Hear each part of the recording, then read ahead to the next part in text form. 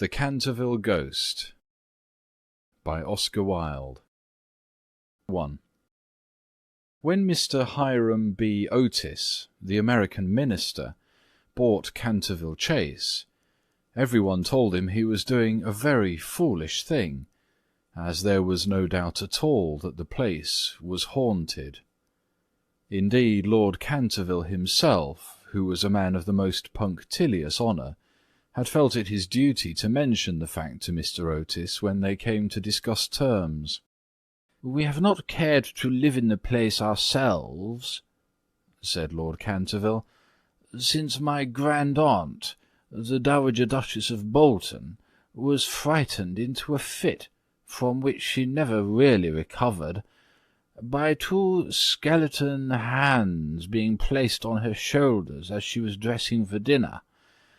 And I feel bound to tell you, Mr. Otis, that the ghost has been seen by several living members of my family, as well as by the rector of the parish, the Reverend Augustus Dampier, who is a fellow of King's College, Cambridge. After the unfortunate accident to the Duchess, none of our younger servants would stay with us, and Lady Canterville often got very little sleep at night, in consequence of the mysterious noises that came from the corridor and the library." "My lord," answered the minister, "I will take the furniture and the ghost at a valuation. I've come from a modern country where we have everything that money can buy, and with all our spry young fellows painting the old world red, and carrying off your best actors and prima donnas, I reckon that if there were such a thing as a ghost in Europe, we'd have it at home in a very short time in one of our public museums, or on the road as a show." "I fear that the ghost exists," said Lord Canterville, smiling, "though it may have resisted the overtures of your enterprising impresarios. It has been well known for 3 centuries, since 1584 in fact, and always makes its appearance before the death of any member of our family." "Well, so does the family doctor, for that matter, Lord Canterville.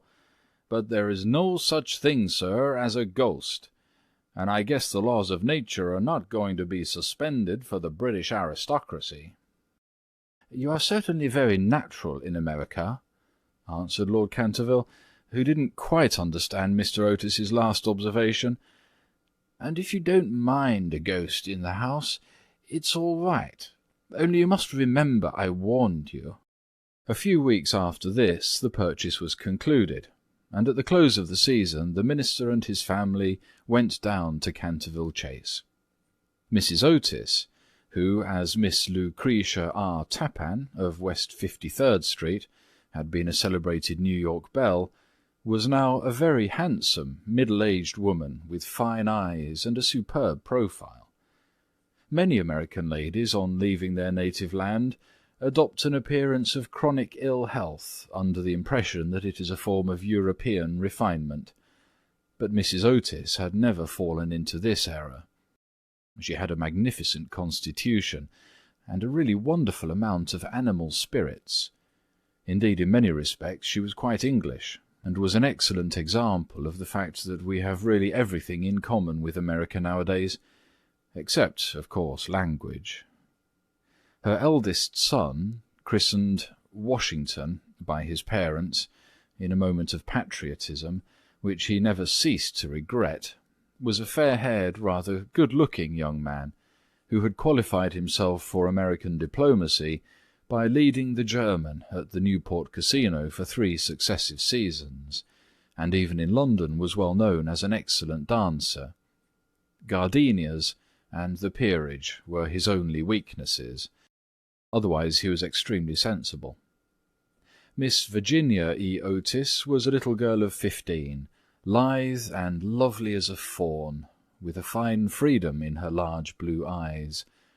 She was a wonderful Amazon, and had once raced old Lord Bilton on her pony twice round the park, winning by a length and a half, just in front of the Achilles statue, to the huge delight of the young Duke of Cheshire, who proposed for her on the spot, and was sent back to Eton that very night by his guardian in floods of tears. After Virginia came the twins, who were usually called the Star and Stripes, as they were always getting swished. They were delightful boys, and with the exception of the worthy minister, the only true republicans of the family. As Canterville Chase is 7 miles from Ascot, the nearest railway station, Mr. Otis had telegraphed for a wagonette to meet them, and they started on their drive in high spirits. It was a lovely July evening, and the air was delicate with the scent of the pine woods. Now and then they heard a wood-pigeon brooding over its own sweet voice, or saw, deep in the rustling fern, the burnished breast of the pheasant. Little squirrels peered at them from the beech-trees as they went by, and the rabbits scudded away through the brushwood and over the mossy knolls, with their white tails in the air. As they entered the avenue of Canterville Chase, however, the sky became suddenly overcast with clouds. A curious stillness seemed to hold the atmosphere. A great flight of rooks passed silently over their heads, and before they reached the house, some big drops of rain had fallen. Standing on the steps to receive them was an old woman, neatly dressed in black silk, with a white cap and apron. This was Mrs. Umney, the housekeeper, whom Mrs. Otis, at Lady Canterville's earnest request, had consented to keep in her former position. She made them each a low curtsy as they alighted, and said in a quaint, old-fashioned manner, "I bid you welcome to Canterville Chase." Following her, they passed through the fine Tudor hall into the library, a long, low room, panelled in black oak, at the end of which was a large stained-glass window. Here they found tea laid out for them, and after taking off their wraps, they sat down and began to look around, while Mrs. Umney waited on them. Suddenly Mrs. Otis caught sight of a dull red stain on the floor just by the fireplace, and, quite unconscious of what it really signified, said to Mrs. Umney, "I'm afraid something has been spilt there." "Yes, madam," replied the old housekeeper in a low voice, "blood has been spilt on that spot." "How horrid!" cried Mrs. Otis. "I don't care at all for bloodstains in a sitting-room. It must be removed at once." The old woman smiled, and answered in the same low, mysterious voice, "It is the blood of Lady Eleanor de Canterville, who was murdered on that very spot by her own husband, Sir Simon de Canterville, in 1575. Sir Simon survived her 9 years, and disappeared suddenly under very mysterious circumstances.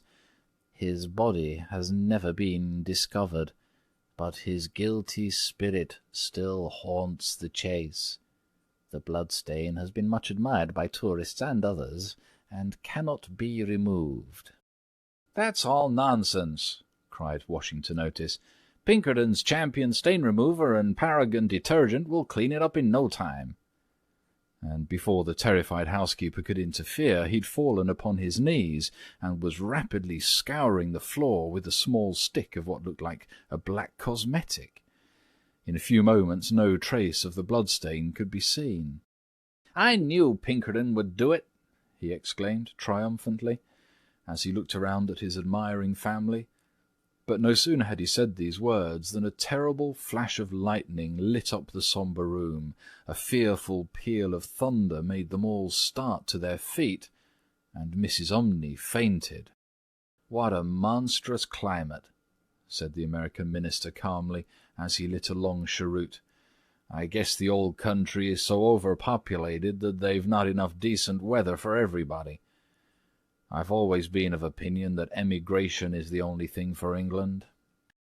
"My dear Hiram," cried Mrs. Otis, "what can we do with a woman who faints?" "Charge it to her like breakages," answered the minister. "She won't faint after that." And in a few moments Mrs. Umney certainly came to. There was no doubt, however, that she was extremely upset, and she sternly warned Mr. Otis to beware of some trouble coming to the house. "I've seen things with my own eyes, sir," she said. "That would make any Christian's hair stand on end, and many a night I have not closed my eyes in sleep for the awful things that are done here." Mr. Otis, however, and his wife warmly assured the honest soul that they were not afraid of ghosts, and after invoking the blessings of Providence on her new master and mistress, and making arrangements for an increase of salary, the old housekeeper tottered off to her own room. 2. The storm raged fiercely all that night, but nothing of particular note occurred. The next morning, however, when they came down to breakfast, they found the terrible stain of blood once again on the floor. "I don't think it can be the fault of the Paragon detergent," said Washington, "for I've tried it with everything. It must be the ghost." He accordingly rubbed out the stain a second time, but the second morning it appeared again. The third morning also it was there, though the library had been locked up at night by Mr. Otis himself, and the key carried upstairs. The whole family were now quite interested. Mr. Otis began to suspect that he'd been too dogmatic in his denial of the existence of ghosts. Mrs. Otis expressed her intention of joining the Physical Society, and Washington prepared a long letter to Messrs. Myers and Podmore on the subject of the permanence of sanguineous stains when connected with crime. That night all doubts about the objective existence of phantasmata were removed forever. The day had been warm and sunny, and in the cool of the evening the whole family went out to drive. They did not return home till 9 o'clock, when they had a light supper. The conversation in no way turned upon ghosts, so there were not even those primary conditions of receptive expectations which so often precede the presentation of physical phenomena. The subjects discussed, as I have since learnt from Mr. Otis, were merely such as form the ordinary conversation of cultured Americans of the better class, such as the immense superiority of Miss Fanny Davenport over Sarah Bernhardt as an actress, the difficulty of obtaining green corn, buckwheat cakes, and hominy, even in the best English houses, the importance of Boston in the development of the world soul, the advantages of the baggage check system in railway travelling, and the sweetness of the New York accent as compared to the London drawl. No mention at all was made of the supernatural, nor was Sir Simon de Canterville alluded to in any way. At 11 o'clock the family retired, and by past all the lights were out. Some time after, Mr. Otis was awakened by a curious noise in the corridor outside his room. It sounded like the clank of metal, and seemed to be coming nearer every moment. He got up at once, struck a match, and looked at the time. It was exactly 1 o'clock. He was quite calm, and felt his pulse, which was not at all feverish. The strange noise still continued, and with it he heard distinctly the sound of footsteps. He put on his slippers, took a small oblong file out of his dressing-case, and opened the door. Right in front of him he saw, in the wan moonlight, an old man of terrible aspect. His eyes were as red burning coals. Long grey hair fell over his shoulders in matted coils. His garments, which were of antique cut, were soiled and ragged, and from his wrists and ankles hung heavy manacles and rusty gyves. "My dear sir," said Mr. Otis, "I really must insist on your oiling those chains, and I've brought you for that purpose a small bottle of the Tammany Rising Sun Lubricator. It is said to be completely efficacious upon one application, and there are several testimonials to that effect on the wrapper from some of our most eminent native divines. I shall leave it here for you by the bedroom candles, and will be happy to supply you with more, should you require it."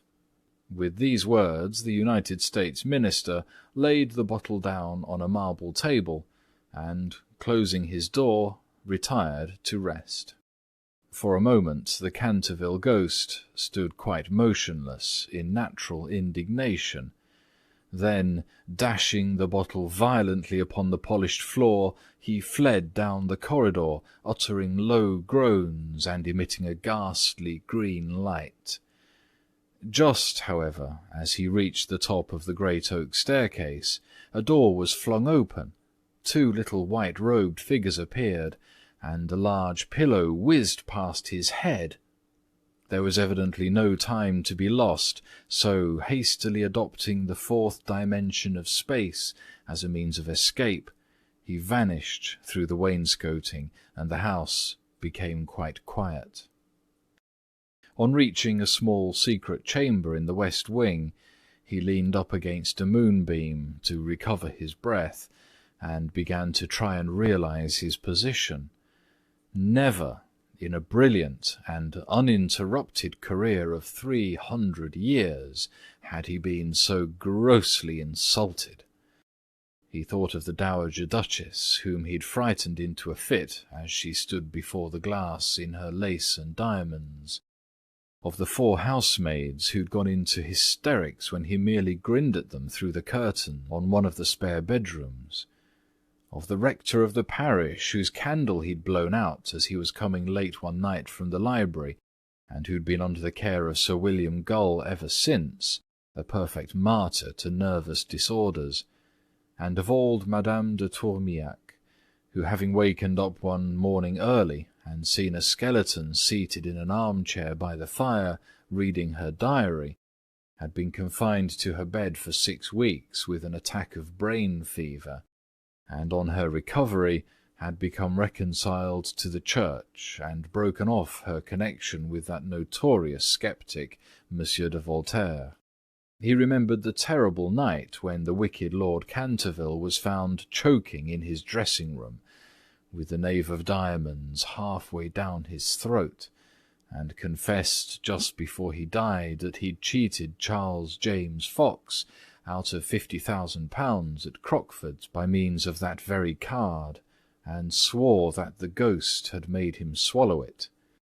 All his great achievements came back to him again, from the butler who'd shot himself in the pantry because he'd seen a green hand tapping at the window-pane, to the beautiful Lady Stutfield, who was always obliged to wear a black velvet band round her throat to hide the mark of 5 fingers burnt upon her white skin, and who drowned herself at last in the carp pond at the end of the King's Walk.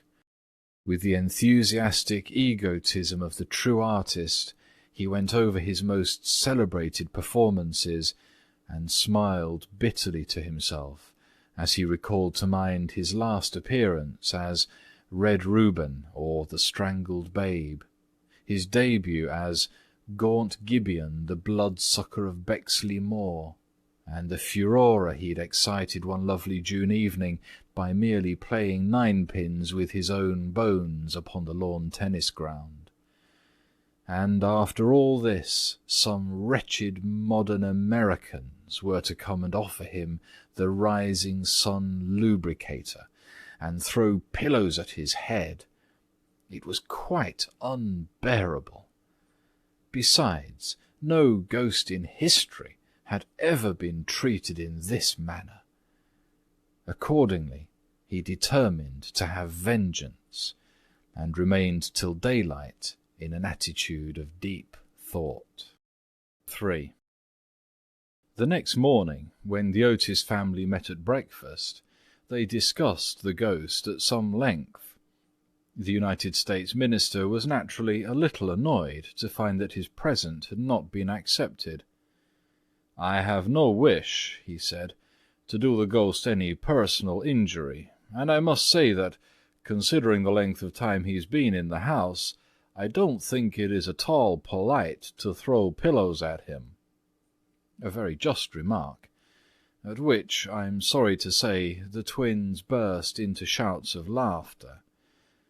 "Upon the other hand," he continued, If he really declines to use the Rising Sun lubricator, we shall have to take his chains from him. It would be quite impossible to sleep with such a noise going on outside the bedrooms." For the rest of the week, however, they were undisturbed, the only thing that excited any attention being the continual renewal of the blood-stain on the library floor. This certainly was very strange, as the door was always locked at night by Mr. Otis, and the windows kept closely barred. The chameleon-like colour, also, of the stain excited a good deal of comment. Some mornings it was a dull, almost Indian red, then it would be vermilion, then a rich purple, and once when they came down for family prayers, according to the simple rites of the Free American Reformed Episcopalian Church, they found it a bright emerald green. These kaleidoscopic changes naturally amused the party very much, and bets on the subject were freely made every evening. The only person who did not enter into the joke was little Virginia, who, for some unexplained reason, was always a good deal distressed at the sight of the blood-stain, and very nearly cried the morning it was emerald green. The second appearance of the ghost was on Sunday night. Shortly after they'd gone to bed, they were suddenly alarmed by a fearful crash in the hall. Rushing downstairs, they found that a large suit of old armour had become detached from its stand, and had fallen on the stone floor, while seated in a high-backed chair was the Canterville Ghost, rubbing his knees with an expression of acute agony on his face. The twins, having brought their pea-shooters with them, at once discharged 2 pellets on him, with that accuracy of aim which can only be attained by long and careful practice on a writing-master, while the United States Minister covered him with his revolver, and called upon him, in accordance with Californian etiquette, to hold up his hands. The ghost started up with a wild shriek of rage, and swept through them like a mist, extinguishing Washington Otis's candle as he passed, and so leaving them all in total darkness. On reaching the top of the staircase he recovered himself, and determined to give his celebrated peal of demoniac laughter. This he had on more than one occasion found extremely useful. It was said to have turned Lord Raker's wig grey in a single night, and had certainly made 3 of Lady Canterville's French governesses give warning before their month was up. He accordingly laughed his most horrible laugh, till the old vaulted roof rang and rang again, but hardly had the fearful echo died away when a door opened, and Mrs. Otis came out in a light blue dressing-gown. "I am afraid you are far from well," she said, "and I've brought you a bottle of Dr. Dobell's tincture. If it is indigestion, you will find it a most excellent remedy." The ghost glared at her in fury, and began at once to make preparations for turning himself into a large black dog, an accomplishment for which he was justly renowned, and to which the family doctor always attributed the permanent idiocy of Lord Canterville's uncle, the Honourable Thomas Horton. The sound of approaching footsteps, however, made him hesitate in his fell purpose, so he contented himself with becoming faintly phosphorescent, and vanished with a deep churchyard groan, just as the twins came up to him. On reaching his room he entirely broke down, and became a prey to the most violent agitation. The vulgarity of the twins, and the gross materialism of Mrs. Otis, were naturally extremely annoying, but what really distressed him most was that he'd been unable to wear the suit of mail. He'd hoped that even modern Americans would be thrilled by the sight of a spectre in armour, if for no more sensible reason, at least out of respect for their natural poet Longfellow, over whose graceful and attractive poetry he himself had whiled away many a weary hour when the Cantervilles were up in town. Besides, it was his own suit. He had worn it with great success at the Kenilworth tournament, and had been highly complimented on it by no less a person than the Virgin Queen herself. Yet when he had put it on, he had been completely overpowered by the weight of the huge breastplate and steel casque, and had fallen heavily on the stone pavement, barking both his knees severely, and bruising the knuckles of his right hand. For some days after this he was extremely ill, and hardly stirred out of his room at all, except to keep the bloodstain in proper repair. However, by taking great care of himself, he recovered, and resolved to make a third attempt to frighten the United States Minister and his family. He selected Friday, August the 17th, for his appearance, and spent most of that day in looking over his wardrobe, ultimately deciding in favour of a large slouched hat with a red feather, a winding sheet frilled at the wrists and neck, and a rusty dagger. Towards evening a violent storm of rain came on, and the wind was so high that all the windows and doors in the old house shook and rattled. In fact, it was just such weather as he loved. His plan of action was this. He was to make his way quietly to Washington Otis's room, gibber at him from the foot of the bed, and stab himself 3 times in the throat to the sound of low music. He bore Washington a great grudge, being quite aware that it was he who was in the habit of removing the famous Canterville bloodstain by means of Pinkerton's Paragon detergent. Having reduced the reckless and foolhardy youth to a condition of abject terror, he was then to proceed to the room occupied by the United States Minister and his wife, and there to place a clammy hand on Mrs. Otis's forehead, while he hissed into her trembling husband's ear the awful secrets of the charnel house. With regard to little Virginia, he had not quite made up his mind. She had never insulted him in any way, and was pretty and gentle. A few hollow groans from the wardrobe, he thought, would be more than sufficient, or if that failed to wake her, he might grabble at the counterpane with palsy twitching fingers. As for the twins, he was quite determined to teach them a lesson. The first thing to be done was, of course, to sit upon their chests, so as to produce the sensation of nightmare. Then, as their beds were quite close to each other, to stand between them in the form of a green, icy cold corpse, till they became paralyzed with fear, and finally to throw off the winding sheet and crawl round the room with white bleached bones and one rolling eyeball, in the character of Dumb Daniel or the Suicide Skeleton, a role in which he had on more than one occasion produced a great effect, and which he considered quite equal to his famous part of Martin the Maniac, or the Masked Mystery. At 10:30 he heard the family going to bed. For some time he was disturbed by wild shrieks of laughter from the twins, who, with the light-hearted gaiety of schoolboys, were evidently amusing themselves before they retired to rest. But at 11:15 all was still, and as midnight sounded, he sallied forth. The owl beat against the window-panes, the raven croaked from the old yew-tree, and the wind wandered moaning round the house like a lost soul. But the Otis family slept unconscious of their doom, and high above the rain and storm he could hear the steady snoring of the Minister for the United States. He stepped stealthily out of the wainscoting, with an evil smile on his cruel, wrinkled mouth, and the moon hid her face in a cloud as he stole past the great oriel window, where his own arms and those of his murdered wife were blazoned in azure and gold. On and on he glided, like an evil shadow.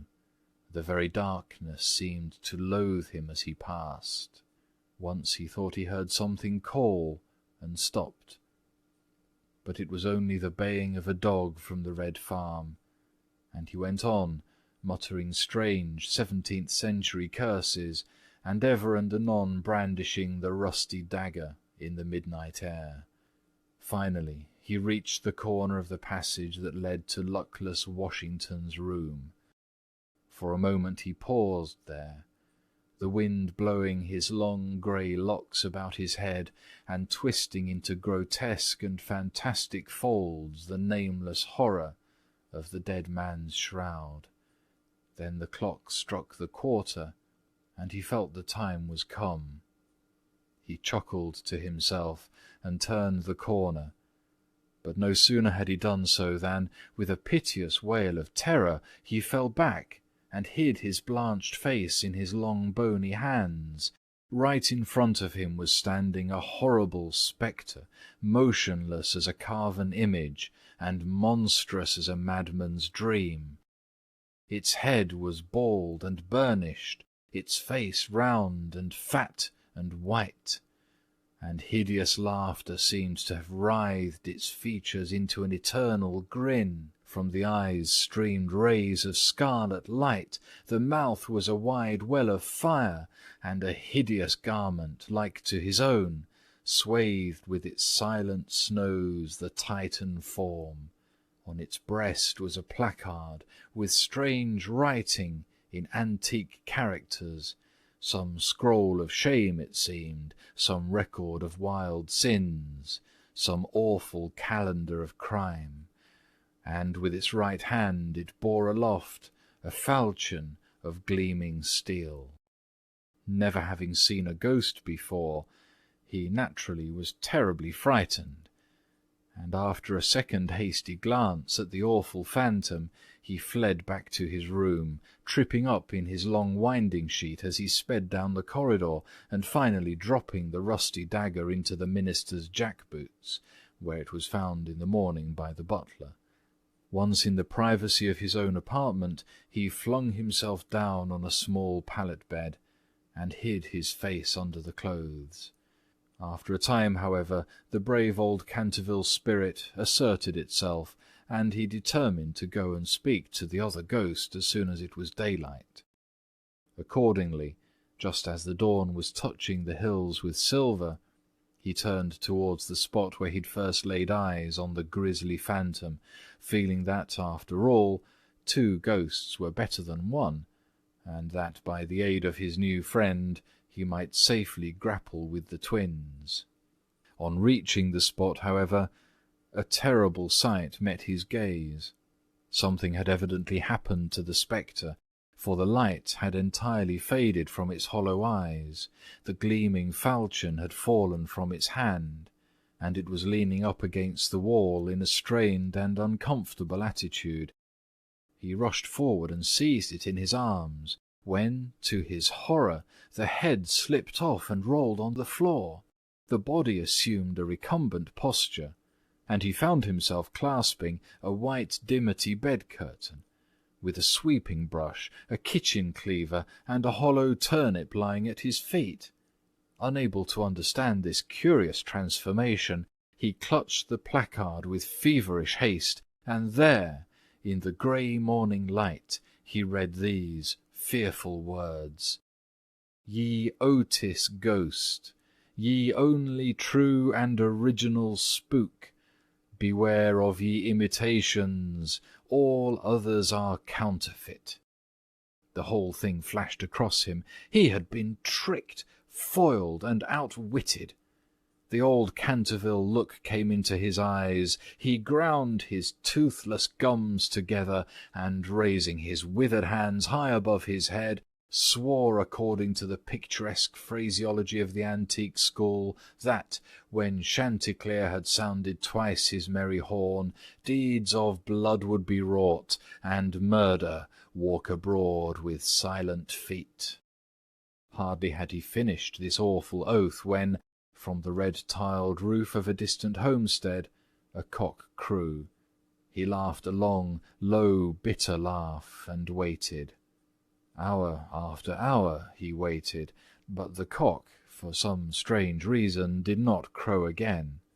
Finally, at 7:30, the arrival of the housemaids made him give up his fearful vigil, and he stalked back to his room, thinking of his vain oath and baffled purpose.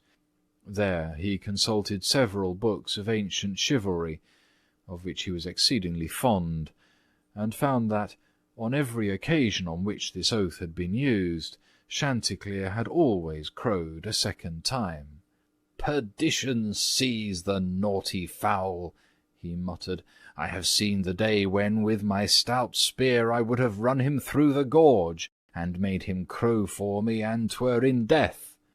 He then retired to a comfortable lead coffin, and stayed there till evening. 4.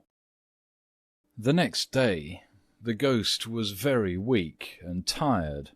The terrible excitement of the last 4 weeks was beginning to have its effect. His nerves were completely shattered, and he started at the slightest noise. For 5 days he kept his room, and at last made up his mind to give up the point of the blood-stain on the library floor. If the Otis family didn't want it, they clearly did not deserve it. They were evidently people on a low, material plane of existence, and quite incapable of appreciating the symbolic value of sensuous phenomena. The question of phantasmic apparitions and the development of astral bodies was of course quite a different matter, and really not under his control. It was his solemn duty to appear in the corridor once a week, and to gibber from the large oriel window on the 1st and 3rd Wednesdays in every month, and he didn't see how he could honourably escape from his obligations. It is quite true that his life had been very evil, but on the other hand he was most conscientious in all things connected with the supernatural. For the next 3 Saturdays, accordingly, he traversed the corridor as usual between midnight and 3 o'clock, taking every possible precaution against being either heard or seen. He removed his boots, trod as lightly as possible on the old worm-eaten boards, wore a large black velvet cloak, and was careful to use the rising sun lubricator for oiling his chains. I am bound to acknowledge that it was with a good deal of difficulty that he brought himself to adopt this last mode of protection. However, one night, while the family were at dinner, he slipped into Mr. Otis's bedroom and carried off the bottle. He felt a little humiliated at first, but afterwards was sensible enough to see that there was a great deal to be said for the invention, and, to a certain degree, it served his purpose. Still, in spite of everything, he was not left unmolested.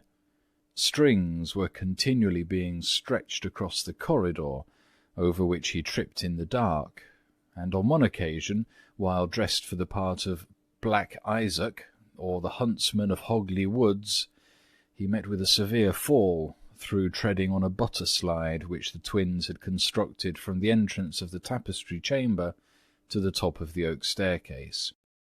This last insult so enraged him that he resolved to make one final effort to assert his dignity and social position, and determined to visit the insolent young Etonians the next night, in his celebrated character of Reckless Rupert, or the Headless Earl. He had not appeared in this disguise for more than 70 years. In fact, not since he'd so frightened pretty Lady Barbara Modish by means of it, that she suddenly broke off her engagement with the present Lord Canterville's grandfather, and ran away to Gretna Green with handsome Jack Castletown, declaring that nothing in the world would induce her to marry into a family that allowed such a horrible phantom to walk up and down the terrace at twilight. Poor Jack was afterwards shot in a duel by Lord Canterville on Wandsworth Common, and Lady Barbara died of a broken heart at Tunbridge Wells before the year was out, so in every way it had been a great success. It was, however, an extremely difficult make-up. if I may use such a theatrical expression in connection with one of the greatest mysteries of the supernatural, or, to employ a more scientific term, the higher natural world, and it took him fully 3 hours to make his preparations. At last everything was ready, and he was very pleased with his appearance. The big leather riding boots that went with the dress were just a little too large for him, and he could only find one of the 2 horse pistols, but on the whole he was quite satisfied, and at 1:15 he glided out of the wainscoting and crept down the corridor. On reaching the room occupied by the twins, which I should mention was called the Blue Bedchamber on account of the colour of its hangings, he found the door just ajar. Wishing to make an effective entrance, he flung it wide open, when a heavy jug of water fell right down on him, wetting him to the skin, and just missing his left shoulder by a couple of inches. At the same moment he heard stifled shrieks of laughter proceeding from the 4-post bed. The shock to his nervous system was so great that he fled back to his room as hard as he could go, and the next day he was laid up with a severe cold. The only thing that at all consoled him in the whole affair was the fact that he had not brought his head with him, for had he done so, the consequences might have been very serious. He now gave up all hope of ever frightening this rude American family, and contented himself, as a rule, with creeping about the passages in list slippers, with a thick red muffler round his throat for fear of draughts, and a small arquebuse in case he should be attacked by the twins. The final blow he received occurred on the 19th of September. He'd gone downstairs to the great entrance hall, feeling sure that there, at any rate, he would be quite unmolested, and was amusing himself by making satirical remarks on the large Saroni photographs of the United States minister and his wife, which had now taken the place of the Canterville family pictures. He was simply but neatly clad in a long shroud spotted with churchyard mould, had tied up his jaw with a strip of yellow linen, and carried a small lantern and a sexton's spade. In fact, he was dressed for the character of Jonas the Graveless, or the corpse-snatcher of Chertsey Barn, one of his most remarkable impersonations, and one which the Cantervilles had every reason to remember, as it was the real origin of their quarrel with their neighbour, Lord Rufford. It was about 2:15 in the morning, and as far as he could ascertain, no one was stirring. As he was strolling towards the library, however, to see if there were any traces left of the blood-stain, suddenly there leaped out on him from a dark corner 2 figures, who waved their arms wildly above their heads and shrieked out "Boo!" in his ear. Seized with a panic, which, under the circumstances, was only natural, he rushed for the staircase, but found Washington Otis waiting for him there with the big garden syringe, and being thus hemmed in by his enemies on every side, and driven almost to bay, he vanished into the great iron stove, which fortunately for him was not lit, and had to make his way home through the flues and chimneys, arriving at his own room in a terrible state of dirt, disorder, and despair. After this he was not seen again on any nocturnal expedition. The twins lay in wait for him on several occasions, and strewed the passages with nutshells every night, to the great annoyance of their parents and the servants, but it was of no avail. It was quite evident that his feelings were so wounded that he would not appear. Mr. Otis consequently resumed his great work on the history of the Democratic party, on which he had been engaged for some years. Mrs. Otis organized a wonderful clambake, which amazed the whole county. The boys took to lacrosse euchre, poker, and other American national games, and Virginia rode about the lanes on her pony, accompanied by the young Duke of Cheshire, who had come to spend the last week of his holidays at Canterville Chase. It was generally assumed that the ghost had gone away, and in fact Mr. Otis wrote a letter to that effect to Lord Canterville, who, in reply, expressed his great pleasure at the news, and sent his best congratulations to the minister's worthy wife. The Otises, however, were deceived, for the ghost was still in the house, and though now almost an invalid, was by no means ready to let matters rest, particularly as he heard that among the guests was the young Duke of Cheshire, whose granduncle, Lord Francis Stilton, had once bet 100 guineas with Colonel Carberry that he would play dice with the Canterville Ghost, and was found the next morning lying on the floor of the card-room in such a helpless paralytic state that, though he lived on to a great age, he was never able to say anything again but double sixes. The story was well known at the time, though of course, out of respect to the feelings of the two noble families, every attempt was made to hush it up, and a full account of all the circumstances connected with it will be found in the 3rd volume of Lord Tattle's Recollections of the Prince Regent and his Friends. The ghost, then, was naturally very anxious to show that he had not lost his influence over the Stiltons, with whom, indeed, he was distantly connected, his own first cousin having been married en secondes noces to the Sieur de Bulkeley, from whom, as everyone knows, the Dukes of Cheshire are lineally descended. Accordingly, he made arrangements for appearing to Virginia's little lover in his celebrated impersonation of the Vampire Monk, or the Bloodless Benedictine, a performance so horrible that when old Lady Startup saw it, which she did on one fatal New Year's Eve in the year 1764, she went off into the most piercing shrieks, which culminated in violent apoplexy, and died in 3 days, after disinheriting the Cantervilles, who were her nearest relations, and leaving all her money to her London apothecary.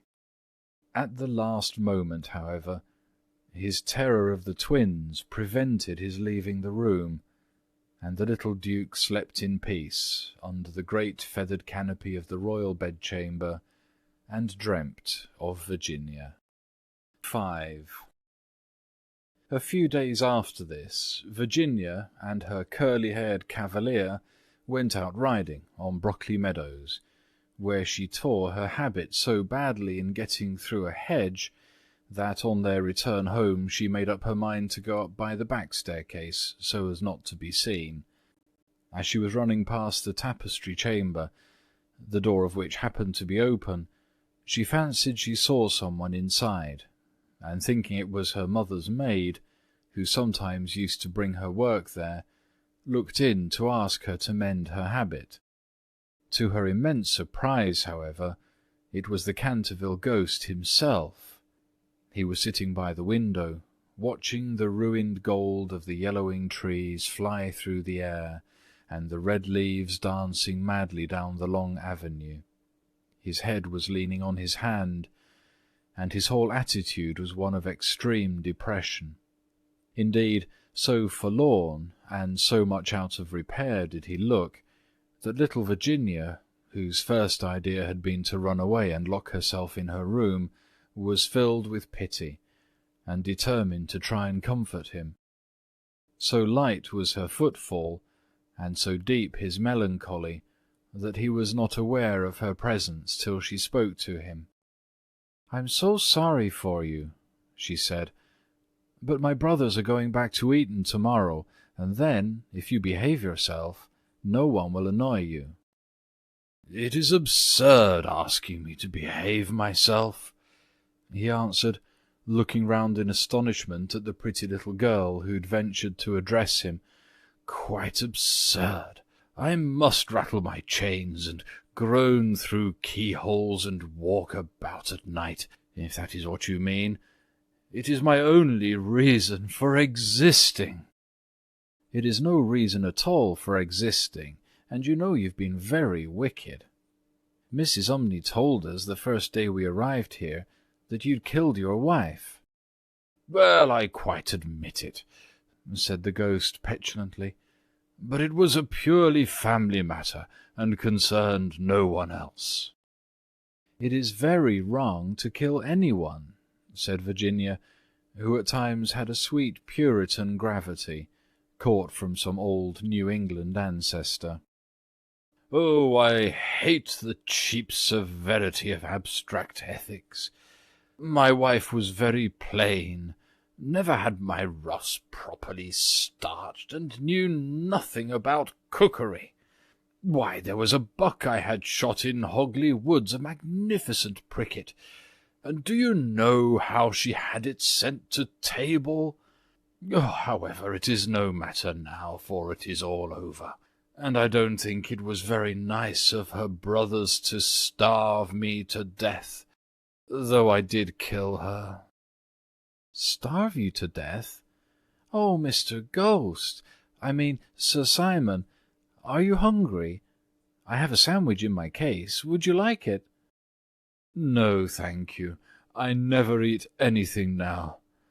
But it is very kind of you all the same, and you are much nicer than the rest of your horrid, rude, vulgar, dishonest family." "Stop!" cried Virginia, stamping her foot. "It is you who are rude and horrid and vulgar, and as for dishonesty, you know you stole the paints out of my box to try and furbish up that ridiculous bloodstain in the library. First you took all my reds, including the vermilion, and I couldn't do any more sunsets. Then you took the emerald green and the chrome yellow, and finally I had nothing left but indigo and Chinese white, and could only do moonlight scenes, which are always depressing to look at and not at all easy to paint. I never told on you, though I was very much annoyed, and it was most ridiculous, the whole thing, for who ever heard of emerald green blood?" "Well, really," said the ghost, rather meekly, "what was I to do? It is a very difficult thing to get real blood nowadays, and as your brother began it all with his Paragon detergent, I certainly saw no reason why I should not have your paints. As for colour, that is always a matter of taste.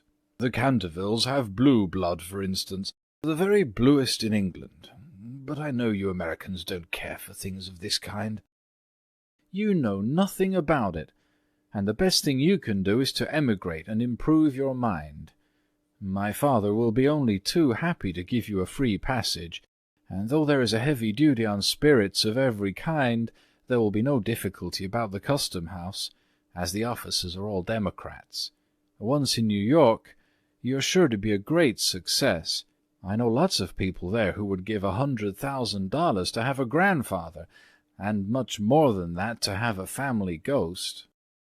"I don't think I should like America." "I suppose because we have no ruins and no curiosities," said Virginia satirically. "No ruins, no curiosities," answered the ghost. "You have your navy and your manners." "Good evening. I will go and ask Papa to get the twins an extra week's holiday." "Please don't go, Miss Virginia," he cried. "I'm so lonely and so unhappy, and I really don't know what to do. I want to go to sleep, and I cannot." "Oh, that's quite absurd. You've merely to go to bed and blow out the candle. It's very difficult sometimes to keep awake, especially at church, but there's no difficulty at all about sleeping. Why, even babies know how to do that, and they're not very clever."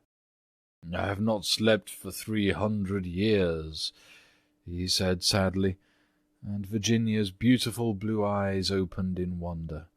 "For 300 years I have not slept, and I am so tired." Virginia grew quite grave, and her little lips trembled like rose-leaves. She came towards him, and kneeling down at his side, looked up into his old withered face. "Poor, poor ghost," she murmured. "Have you no place where you can sleep?" "Far away beyond the pine woods," he answered, in a low, dreamy voice. "There is a little garden. There the grass grows long and deep, There are the great white stars of the hemlock flower. There the nightingale sings all night long. All night long he sings, and the cold crystal moon looks down, and the yew tree spreads out its giant arms over the sleepers. Virginia's eyes grew dim with tears, and she hid her face in her hands. "You mean the Garden of Death?" she whispered. "Yes, death. Death must be so beautiful. To lie in the soft brown earth, with the grasses waving above one's head, and listen to silence. To have no yesterday and no tomorrow. To forget time, to forget life. To be at peace. You can help me. You can open for me the portals of death's house, for love is always with you, and love is stronger than death is." Virginia trembled. A cold shudder ran through her, and for a few moments there was silence. She felt as if she was in a terrible dream. Then the ghost spoke again, and his voice sounded like the sighing of the wind. "Have you ever read the old prophecy on the library window?" "Oh, often," cried the little girl, looking up. "I know it quite well. It's painted in curious black letters, and is difficult to read. There are only 6 lines. When a golden girl can win prayer from out the lips of sin, when the barren almond bears, and a little child gives away its tears, then shall all the house be still, and peace come to Canterville. But I don't know what they mean." "They mean," he said sadly, "that you must weep with me for my sins, because I have no tears, and pray with me for my soul, because I have no faith, and then, if you have always been sweet and good and gentle, the angel of death will have mercy on me. You will see fearful shapes in darkness, and wicked voices will whisper in your ear, but they will not harm you, for against the purity of a little child the powers of hell cannot prevail." Virginia made no answer, and the ghost wrung his hands in wild despair as he looked down at her bowed golden head. Suddenly she stood up, very pale, and with a strange light in her eyes. "I'm not afraid," she said firmly, "and I will ask the angel to have mercy on you." He rose from his seat with a faint cry of joy, and taking her hand, bent over it with old-fashioned grace, and kissed it. His fingers were as cold as ice, and his lips burned like fire, but Virginia did not falter as he led her across the dusky room. On the faded green tapestry were broidered little huntsmen. They blew their tasselled horns, and with their tiny hands waved to her to go back. "Go back, little Virginia," they cried, "go back." But the ghost clutched her hand more tightly, and she shut her eyes against them. Horrible animals with lizard tails and goggle eyes blinked at her from the cavern chimney-piece and murmured, "Beware, little Virginia, beware, we may never see you again." But the ghost glided on more swiftly, and Virginia did not listen. When they reached the end of the room, he stopped, and muttered some words she could not understand. She opened her eyes, and saw the walls slowly fade away like a mist, and a great black cavern in front of her. A bitter cold wind swept round them, and she felt something pulling at her dress. "Quick, quick!" cried the ghost, "or it will be too late." And in a moment the wainscoting had closed behind them, and the tapestry chamber was empty. 6. About 10 minutes later the bell rang for tea, and as Virginia did not come down, Mrs. Otis sent up one of the footmen to tell her. After a little time he returned and said that he could not find Miss Virginia anywhere. As she was in the habit of going out to the garden every evening to get flowers for the dinner table, Mrs. Otis was not at all alarmed at first. But when 6 o'clock struck, and Virginia did not appear, she became really agitated, and sent the boys out to look for her, while she herself and Mr. Otis searched every room in the house. At 6:30 the boys came back, and said that they could find no trace of their sister anywhere. They were all now in the greatest state of excitement, and did not know what to do, when Mr. Otis suddenly remembered that, some few days before, he had given a band of gypsies permission to camp in the park. He accordingly at once set off for Blackfell Hollow, where he knew they were, accompanied by his eldest son and 2 of the farm servants. The little Duke of Cheshire, who was perfectly frantic with anxiety, begged hard to be allowed to go too, but Mr. Otis would not allow him, as he was afraid there might be a scuffle. On arriving at the spot, however, he found that the gypsies had gone, and it was evident that their departure had been rather sudden, as the fire was still burning, and some plates were lying on the grass. Having sent off Washington and the 2 men to scour the district, he ran home, and dispatched telegrams to all the police inspectors in the county, telling them to look out for a little girl who'd been kidnapped by tramps or gypsies. He then ordered his horse to be brought round, and after insisting on his wife and the 3 boys sitting down to dinner, rode off down the Ascot Road with a groom. He'd hardly, however, gone a couple of miles when he heard somebody galloping after him, and looking round saw the little Duke coming up on his pony, with his face very flushed and no hat. "I'm awfully sorry, Mr. Otis," gasped out the boy, "but I can't eat my dinner as long as Virginia is lost. Please don't be angry with me. If you'd let us be engaged last year, there would never have been all this trouble. You won't send me back, will you? I can't go. I won't go." The minister could not help smiling at the handsome young scapegrace, and was a good deal touched at his devotion to Virginia, so leaning down from his horse, he patted him kindly on the shoulders and said, "Well, Cecil, if you won't go back, I suppose you must come with me. But I must get you a hat at Ascot." "Oh, bother my hat! I want Virginia!" cried the little Duke, laughing, and they galloped on to the railway station. There Mr. Otis inquired of the station-master if anyone answering to the description of Virginia had been seen on the platform, but could get no news of her.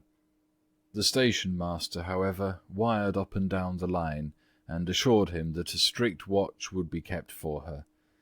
And after having bought a hat for the little Duke from a linen-draper who was just putting up his shutters, Mr. Otis rode off to Bexley, a village about 4 miles away, which he was told was a well-known haunt of the gypsies, as there was a large common next to it. Here they roused up the rural policeman, but could get no information from him, and after riding all over the common, they turned their horses' heads homewards, and reached the Chase about 11 o'clock, dead tired and almost heartbroken. They found Washington and the twins waiting for them at the gatehouse with lanterns, as the avenue was very dark. Not the slightest trace of Virginia had been discovered. The gypsies had been caught on Brockley Meadows, but she was not with them, and they had explained their sudden departure by saying that they had mistaken the date of Chawton Fair, and had gone off in a hurry for fear they should be late. Indeed, they'd been quite distressed at hearing of Virginia's disappearance, as they were very grateful to Mr. Otis for having allowed them to camp in his park, and 4 of their number had stayed behind to help in the search. The carp pond had been dragged, and the whole Chase thoroughly gone over, but without any result. It was evident that, for that night at any rate, Virginia was lost to them, and it was in a state of the deepest depression that Mr. Otis and the boys walked up to the house, the groom following behind with the 2 horses and a pony. In the hall they found a group of frightened servants, and lying on a sofa in the library was poor Mrs. Otis, almost out of her mind with terror and anxiety, and having her forehead bathed with eau de cologne by the old housekeeper. Mr. Otis at once insisted on her having something to eat, and ordered up supper for the whole party. It was a melancholy meal, as hardly anyone spoke, and even the twins were awestruck and subdued, as they were very fond of their sister. When they had finished, Mr. Otis, in spite of the entreaties of the little Duke, ordered them all to bed, saying that nothing more could be done that night, and that he would telegraph in the morning to Scotland Yard for some detectives to be sent down immediately. Just as they were passing out of the dining-room, midnight began to boom from the clock-tower, and when the last stroke sounded, they heard a crash and a sudden shrill cry. A dreadful peal of thunder shook the house, a strain of unearthly music floated through the air. A panel at the top of the staircase flew back with a loud noise, and out on the landing, looking very pale and white, with a little casket in her hand, stepped Virginia. In a moment they had all rushed up to her. Mrs. Otis clasped her passionately in her arms, the Duke smothered her with violent kisses, and the twins executed a wild war-dance round the group. "Good heavens, child, where have you been?" said Mr. Otis rather angrily, thinking that she'd been playing some foolish trick on them. "Cecil and I have been riding all over the country looking for you, and your mother's been frightened to death. You must never play these practical jokes any more." "Except on the ghost, except on the ghost!" shrieked the twins as they capered about. "My own darling, thank God you are found. You must never leave my side again," murmured Mrs. Otis, as she kissed the trembling child and smoothed the tangled gold of her hair. "Papa," said Virginia quietly, "I have been with the ghost. He is dead, and you must come and see him.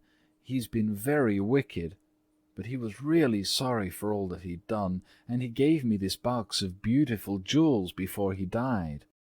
The whole family gazed at her in mute amazement, but she was quite grave and serious, and turning round she led them through the opening in the wainscoting, down a narrow secret corridor, Washington following with a lighted candle, which he'd caught up from the table.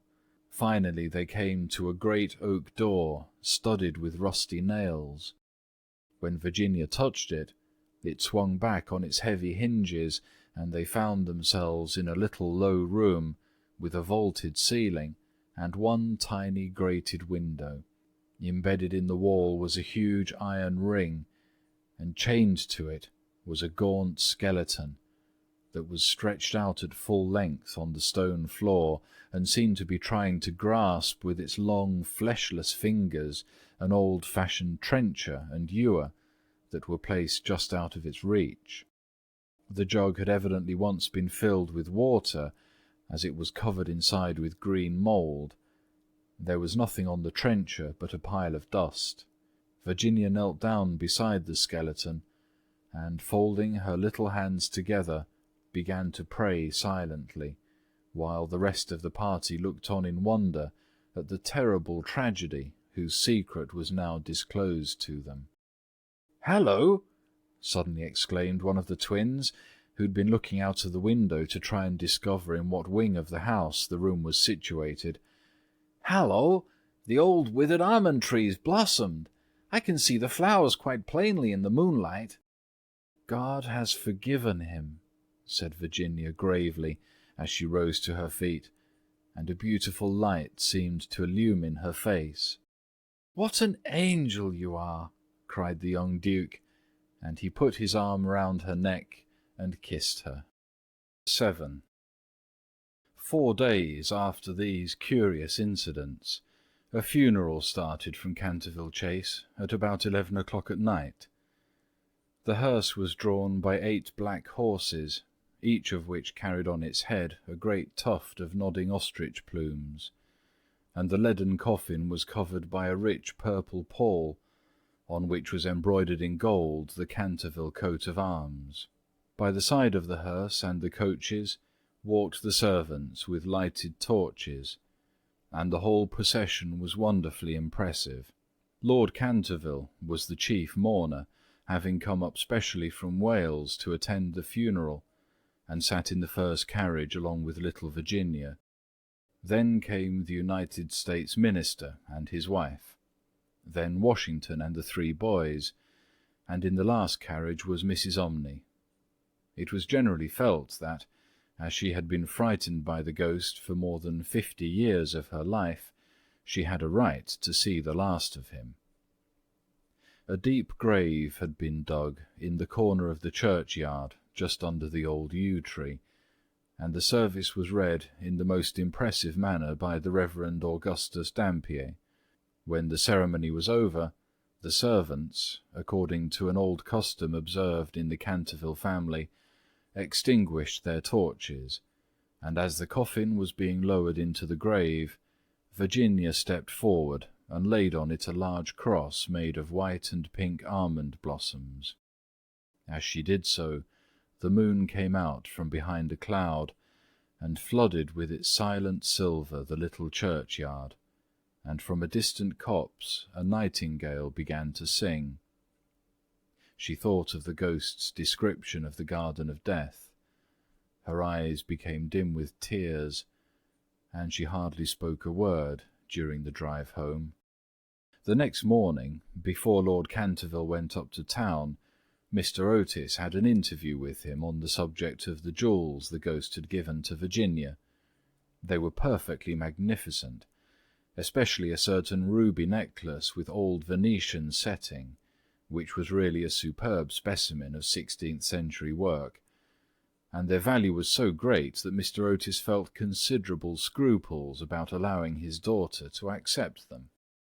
"My lord," he said, "I know that in this country mortmain is held to apply to trinkets as well as to land, and it is quite clear to me that these jewels are, or should be, heirlooms in your family.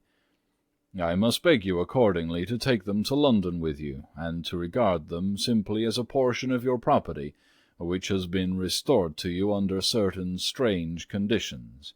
As for my daughter, she is merely a child, and has as yet, I am glad to say, but little interest in such appurtenances of idle luxury. I am also informed by Mrs. Otis, who, I may say, is no mean authority upon art, having had the privilege of spending several winters in Boston when she was a girl, that these gems are of great monetary worth, and if offered for sale would fetch a tall price.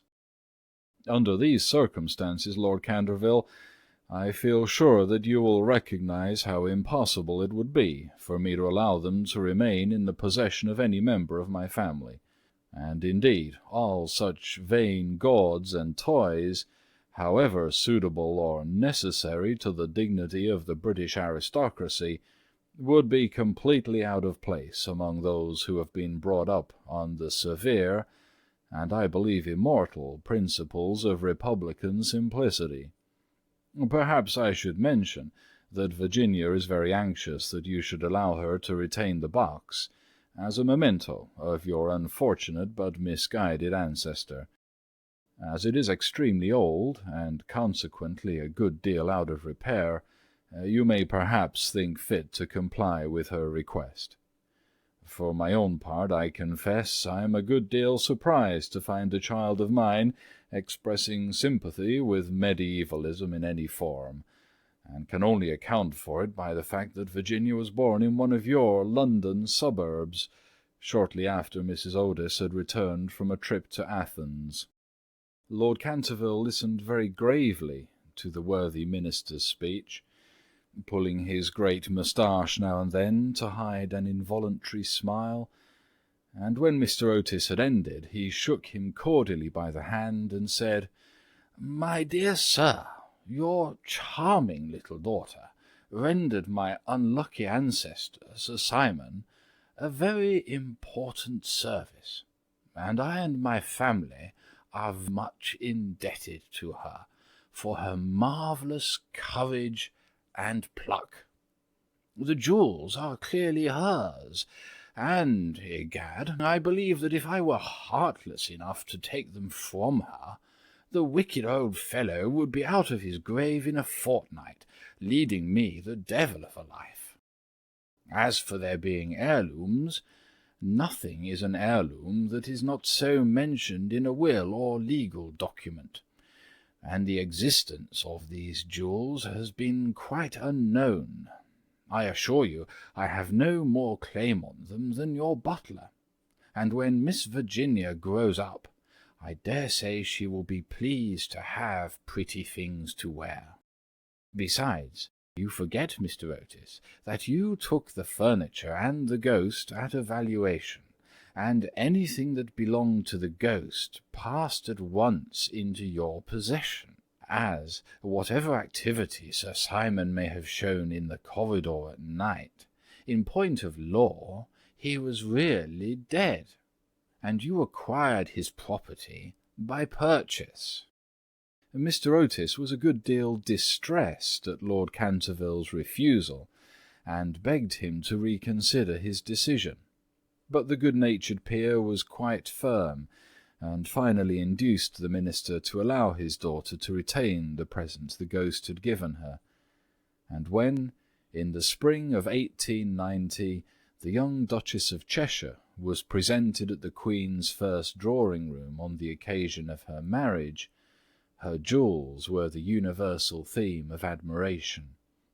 For Virginia received the coronet, which is the reward of all good little American girls, and was married to her boy-lover as soon as he came of age. They were both so charming, and they loved each other so much, that everyone was delighted at the match, except the old Marchioness of Dumbleton, who had tried to catch the Duke for one of her 7 unmarried daughters, and had given no less than 3 expensive dinner parties for that purpose. And, strange to say, Mr. Otis himself. Mr. Otis was extremely fond of the young Duke personally, but theoretically he objected to titles, and, to use his own words, was not without apprehension lest, amid the enervating influences of a pleasure-loving aristocracy, the true principles of republican simplicity should be forgotten. His objections, however, were completely overruled, and I believe that when he walked up the aisle of St. George's, Hanover Square, with his daughter leaning on his arm, there was not a prouder man in the whole length and breadth of England. The Duke and Duchess, after the honeymoon was over, went down to Canterville Chase, and on the day after their arrival they walked over in the afternoon to the lonely churchyard by the pine woods. There'd been a great deal of difficulty at first about the inscription on Sir Simon's tombstone, but finally it had been decided to engrave on it simply the initials of the old gentleman's name and the verse from the library window. The Duchess had brought with her some lovely roses, which she strewed upon the grave, and after they had stood by it for some time, they strolled into the ruined chancel of the old abbey. There the Duchess sat down on a fallen pillar, while her husband lay at her feet, smoking a cigarette, and looking up at her beautiful eyes. Suddenly he threw his cigarette away, took hold of her hand, and said to her, "Virginia, a wife should have no secrets from her husband." "Dear Cecil, I have no secrets from you." "Yes, you have," he answered smilingly. "You've never told me what happened to you when you were locked up with the ghost." "I have never told anyone, Cecil," said Virginia gravely. "I know that, but you can tell me." "Please don't ask me, Cecil. I cannot tell you. Poor Sir Simon, I owe him a great deal. Yes, don't laugh, Cecil, I really do. He made me see what life is, and what death signifies, and why love is stronger than both." The Duke rose and kissed his wife lovingly. "You can have your secret as long as I have your heart," he murmured. "You have always had that, Cecil, And you will tell our children some day, won't you?" Virginia blushed. If you like the video, put a like, subscribe to the channel and click on the bell to not miss our new videos.